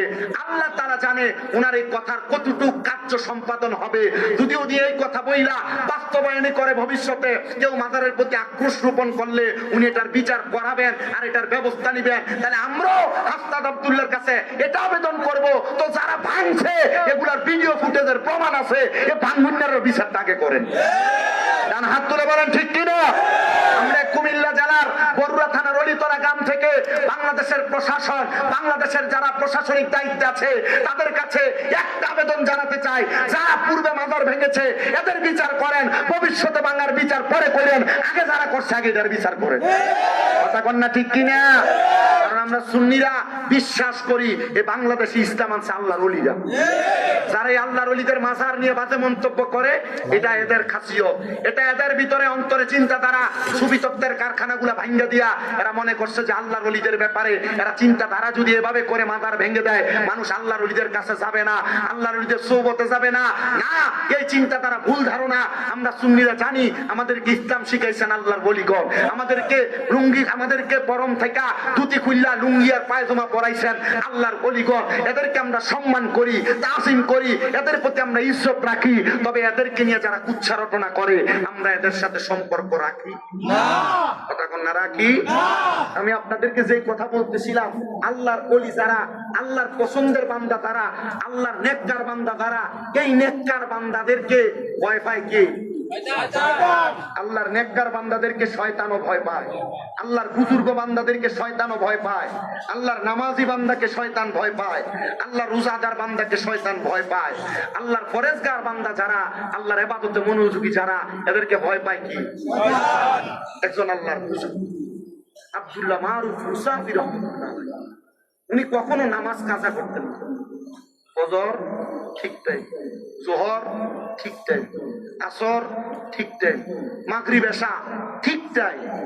কোনো কাজা করতেন না, দেরি করতেন না, অবহেলা করতেন না। উনি যখন দেরি করতেন না, ওনাকে শয়তান অনেক ধোঁকা দেওয়ার চেষ্টা চালাইত। শয়তানের ধোঁকা থেকে আপনি বাইসে যাবেন, আপনি আমি এখনো এমন ইমানদার হইতে পারি না। আল্লাহর একজন খাস বুজুর্গ হযরত সুনাইদ বুগদাদি রাহমাতুল্লাহ আলাইহি, নাম শুনেন নাই? উনি বলেন, আমি একদিন আসরের নামাজে প্রবেশ কইরা নামাজ শেষ করে বের হইছি, এমন টাইমে আমি দেখলাম একটা শয়তান থপাস করে উপর থেকে আমার সামনে বসে। আল্লাহর ওলিরা শয়তান দেখার ক্ষমতা আছে না? শুধু শয়তানই দেখে না, নবীও দেখে। চোখ বন্ধ করলে মুরাকাবা মুশাহাদায় আল্লাহর ওলিরা চাইলে নবী দেখাইতে পারে কিনা? এই ক্ষমতা আল্লাহর ওলিদের আছে কিনা? আল্লাহর বুজুর্গদের আছে কিনা? এই বিশ্বাস অন্তরে নিয়ে ওলির দরবারে যাই, এর কিছু পাইবেন। আমরা তো যাই যে অমুক হিসেবের দরবারে, অমুক হিসেবের দরবারে খিচুড়িটা সিন্নিটার বিরিয়ানিটা খাইয়া একটা মুড়া বানিয়ে এখন নিজের মতো এর নিয়ত বানানো ভাইব করতে গা। কথা কয় এর নিয়ত বানানো ভাইব করতে গা। হযরতে সুনাইদ বুগদাদি রাহমাতুল্লাহ আলাইহি তিনি বলেন, আমি আসরের নামাজ পড়ে বের হইলাম, আমার সামনে একটা শয়তান থপাস করে পড়ছে। আমি দেখলাম যে সে পইরা উঠতে পারতেছে না। আমি জিজ্ঞাসা, এই শয়তান, এভাবে যে পড়ে রইলা, উঠতে পারো না, কারণ কি? শয়তান বলে, জীবনে অনেক মানুষকে ধোঁকা দেওয়ার চেষ্টা করছি, কিন্তু এমন শক্ত তাকওয়াবান, এমন শক্ত ইখলাসওয়ালা কোন বান্দা আমার জীবনে দেখি নাই, যে বান্দা তোমার দোস্ত হযরত আব্দুল্লাহ মারুফ মুসাফি। শোনার বাদ্দারি ক আমার বন্ধুরে ধোঁকা দিবার লেগে গেছিলা, সম্ভব না। কারণ আমার বন্ধু আল্লাহর বুজুর্গ একজন বান্দা, আল্লাহকে খুশি করার জন্য অসংখ্য চেষ্টা করে। তো কেন গেছিলা ধোঁকা দিতে, একটু বলো। বলো, তোমার বন্ধুর একটা খাসিয়ত, তোমার বন্ধু 5 ওয়াক্ত নামাজ সব সময় রেগুলার আদায় করে এবং কাজা করে না। তোমার বন্ধুর একটা স্বভাব, তিনি অজু করলে অজু করার পর একটা নেক আমল করে, যে আমলের কারণে আল্লাহ দোয়া কবুল করে। বলে তো আজকে কোন দোয়ার কারণে তুমি এভাবে পড়লা? আজকে কোন দোয়ার কারণে এভাবে পড়লা? শয়তান ডাক দিয়ে বলতেছেন, হে জুনায়েদ বাগদাদি, আপনাদের কি কষ্ট দিতেছে? আমার আর অল্প একটু সময় আপনাদের জন্য, যখন আছে ততটুকু আমি আর একটু করে যাই, করে গেলে আপনাদের কাছে ভালো লাগবে। আসলে আমি মাহফিল করতেছি ঠিক ওই ঈদের দিন থেকে আমার কয়েকজন ওস্তাদ উঠছে, তুই কি যা, তুই ঈদের দিনও মাহফিল করতে যাই গেছি, এবছর ঈদের দিনও মাহফিল করছি। এটা আল্লাহ তাআলার একটা ফয়সালা। মাহফিল কমিটি আমারে ঈদের পরের দিন অনেক বছর ধরে চাইতেছে, 3 বছর 4 বছর পরে না পাওয়ার কারণে আমার বলছে যে হুজুর ডেটটা আমাদেরকে আপনি 21 তারিখই দেন। আমি কই যদি রোজা 30টা দেন তো ঈদ আপনাদের ঈদের দিন মাহফিল করবো। হুজুর চাক আমরা ঈদের দিনে, এটা কোয়াতে তো ঈদের দিনে মাহফিল করছে যাওয়া লাগছে।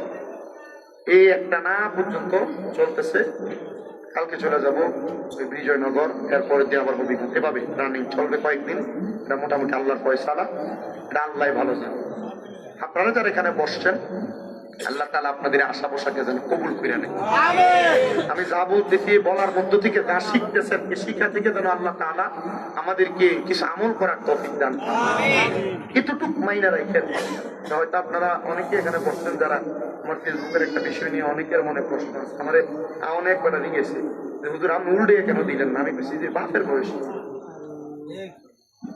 আমি এগুলার দিকে যাইতেছি না। আপনি জিজ্ঞাসা কেমন দেন মাহফিলে আমি ধরনের আগে মাহফিল কমিটি সুতা দিয়ে বেরিয়েছি। আমি এটা নিয়ে আমি নিজে কিছু কই নাই। আমার জিজ্ঞেস সামনে মুরব্বী মানুষের সুরা ফাঁদের কথা জিজ্ঞেস আমি কইছি যে আমি এর লেগেছি, আমি মূলত এটা জিজ্ঞেসি এটা লেগে আমি এর প্রশ্ন করছিলাম, আমার আম্মার অসুস্থতা নিয়ে সমালোচনা করছিলাম। আমারে কইছে যে তোর মাথায় কুমিল্লা, আমি তোর মার খবর জানি। আমার এটা বলার পরে আমি কইছি যে তো জানেন না তো সমালোচনা করছি, এটা করার পরে তো জানেন। আমি কইছি কল দিচ্ছি 24টা আপনার মোবাইলে সমালোচনার জন্য পিকআপ বাইরে থেকে কল এমনি কইছি। এটা যে কইছি দেখবো আবার আমি এটা বইলা দিচ্ছি, এগুলা ছাড়া যাবে না। আমি সবাইকে বলছি, কারণ আমি আমার পরবর্তী মাহফিল অনেক জায়গায় এটা বলে দিচ্ছি। কেন? কারণ এগুলা নিয়ে যদি আমার ইউটিউব সোশ্যাল মিডিয়ায় কথা হয়, একজন কেউ এবারে বালা করে, কেউ আমারে বালা করে, কেউ এবারে খারাপ করে, কেউ আমার খারাপ। আমার কথা হলো কেউ বালা করার দরকার নাই, কেউ খারাপ করার দরকার নাই, সমালোচনার দরকার। কথা কি বুঝতে পারছি? আমি এতটুকু বুঝি, আমি এটা মাইন্ড নিচ্ছি। বাপের বয়সী মানুষ আমার কেন আমাদেরকে স্কুলে এমন হয়েছে ফিরতে ফিরতে মাদ্রাসা ভূমি ফেলে গেছে, মারতে মারতে পাঞ্জাবি ছিঁড়ে গেছে। একটা থাক করে এটা আমার জন্য আল্লাহর পক্ষ থেকে আমার শুনি বড় বড় আলেমরা বলছে যে তুমি যদি চুপ থাকো এটা তোমার জন্য সমাজ, আল্লাহর পক্ষ থেকে বড় নিয়ামত দেন। আমি এই জন্য আল্লাহর প্রশ্ন নিয়ে চলছি, সাবধানে এটা নিয়ে কেউ কোনো সারা দাঁড়ায় দাবি দিয়ে গেল। কথা কি বুঝতে পারছেন? আমি একবার বলে দিচ্ছি, আল্লাহর ফয়সালা। আমি যে কথাই ছিলাম, আপনি মাওলার হয়ে যান, দেখবেন আপনার দুনিয়া কঠিন হইলেও সহজ হয়ে যাবে। ঠিক না? কঠিন হইলেও এটা সহজ। তো যে কথাই ছিলাম, এই কথা হইলে আপনি মাওলার হয়ে গেলে আপনার ইবাদত, আপনার কর্মকাণ্ডরে ভয় পাইব কে? শয়তান। কে খেয়ে দেখো? তো শয়তান যে ভয় পাইবো, এবার আল্লাহরে বুজুর্গ হওয়ার ব্যাপারে জুনায়েদ বাগদাদি জিজ্ঞাসা, তো তুমি আজকে কি কাম করছো যেটার কারণে তুমি আহার খেয়ে বললা? শয়তান কয় আপনার বন্ধু হযরত আব্দুল্লাহ মারুফ মুসাফি রাহমাতুল্লাহ আলাইহি, উনি ওযু করছে, আমি ওনাকে ওযুখানার ভিতরে মানে গোসলখানা ওযুর সেই কাতলা আছে পুকুরে আমি ফিটলে ফালাইছি। তুড়িয়ে পিছল থেকে উইটা ওনার কাপড় পরিষ্কার করে মসজিদে দিয়ে যাইবো, আমি ওনার কান্দের উপরে চাপ দিয়ে বসছি। কে কয়? শয়তান কয় আপনার দোস্তের উপরে চাপ দিয়ে বসছি। ওই চাপ দিয়ে যেহেতু দোস্তের উপরে বসছ, কারণটা কি? বলে বুঝছিলাম উনি যেন আজকে নামাজটা একটু দেরি করে পড়ে, আর আসরের নামাজের সময় তো কম, উনি যেন এটা কাঁচা করে লাগে। তবে আপনার দোস্তরে আমি কাজ করতে পারি নাই, নামাজ কাদা আমি করাইতে পারি নাই। বলে নামাজ কাদা করাইতে পারো নাই কেন? কেন কেন কারণটা কি বলো? বলে আপনার দোস্ত ওযু করে উইটা দাঁড়ায়া ডান হাতের শাহাদাত আঙ্গুলটা উপরের দিকে উঠায়া পড়ছে, আশহাদু আল্লা ইলাহা ইল্লাল্লাহু ওয়াহদাহু লা শারীকা লাহু ওয়া আশহাদু আন্না মুহাম্মাদান আবদুহু ওয়া রাসূলুহু। আপনার দোস্ত আকাশের দিকে তাকায় শাহাদাত আঙ্গুলটা উপরের দিকে উঠায়া তার জবান দ্বারা এই কথাটা বলছে। শোনেন, ওনার শাহাদাত আঙ্গুলটা যখন উপরের দিকে উঠায়, আল্লাহর কসম ওই বুজুর্গ বান্দার শাহাদাত আঙ্গুলের ধাক্কা আমি শয়তান সহ্য করতে পারি না।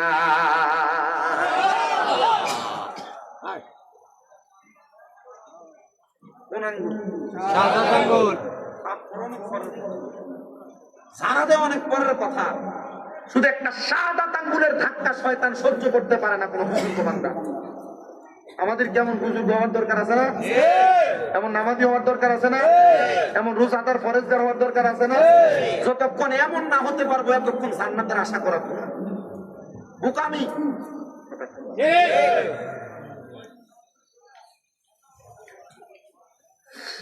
আমার প্রিয় মুসলমানেরা শুনুন,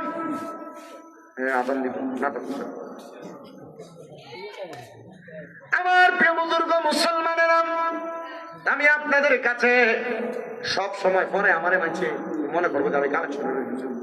আমি সবসময় তো প্রকাশ দরবারে কালেকশন করি, তো বললে ওই এটার ধারাবাহিকতা এইটাই মনে করি।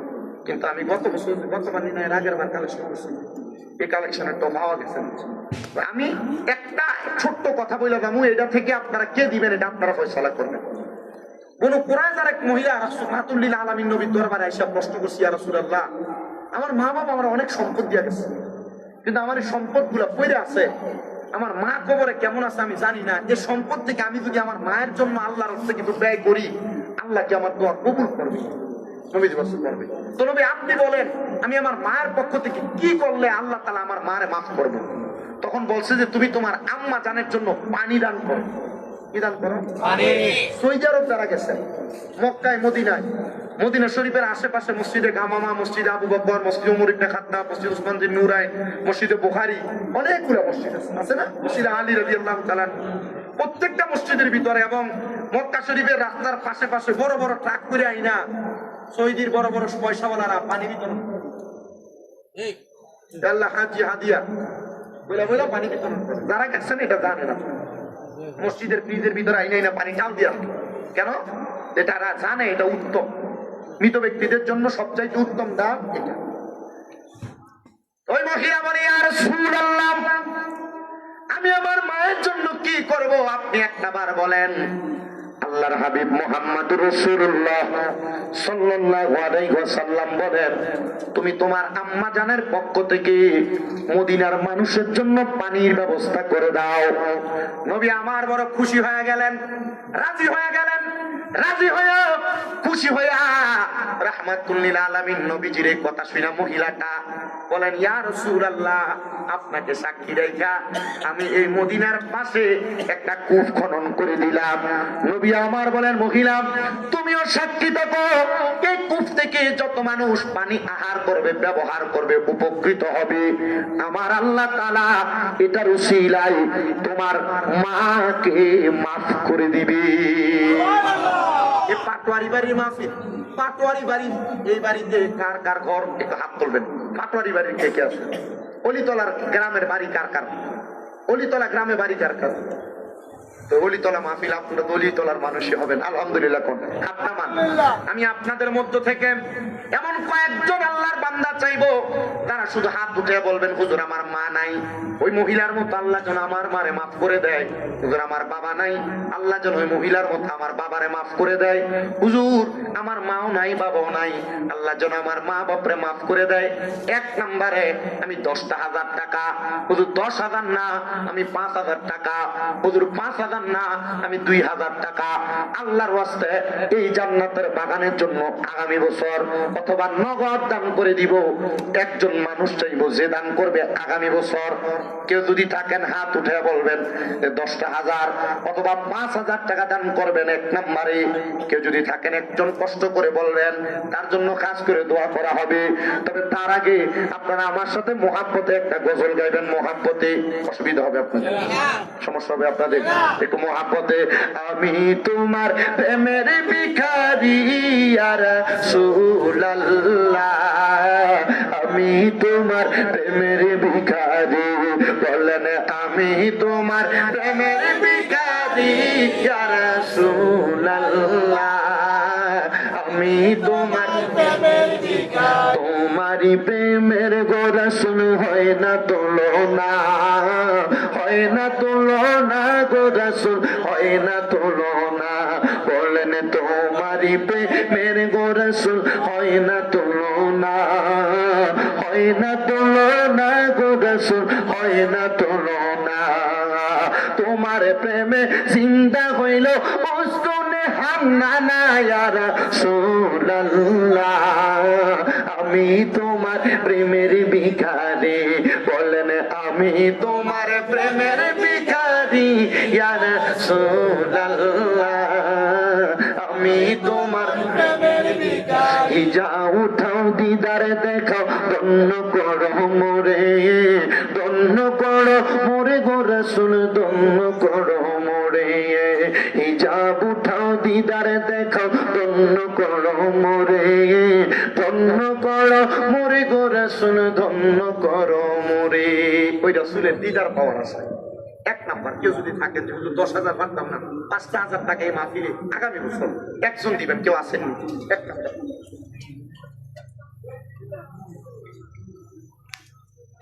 মাশাআল্লাহ, ইমাম সাহেব